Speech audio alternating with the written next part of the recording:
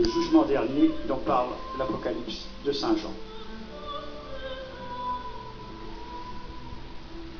Alors vous avez tout à côté le palais de la Berbie qui abrite le musée Toulouse-Lautrec. Il y a tellement de choses à vous dire en même temps.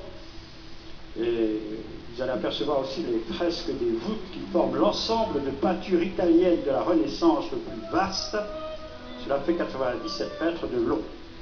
Vous avez aperçu le bleu, ce bleu profond, tapisse les voûtes.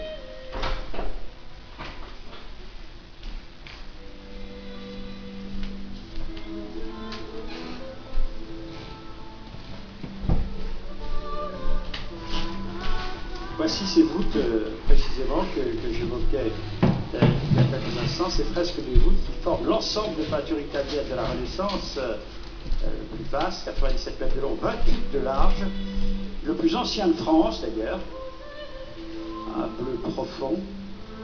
Sainte-Cécile recèle dans les trompe-l'œil. Regardez encore ce bleu, admirez-le, c'est vraiment unique au monde. Beaucoup d'anamorphoses érotiques aussi, plus réjouissantes les unes que les autres. Et vous allez apercevoir également l'orgue de Moucherel qui contribue à la décoration de l'édifice. Je regarde à gauche aussi ce clocher-donjon de 78 mètres de haut qui a été terminé en 1492, peu après la consécration de la cathédrale.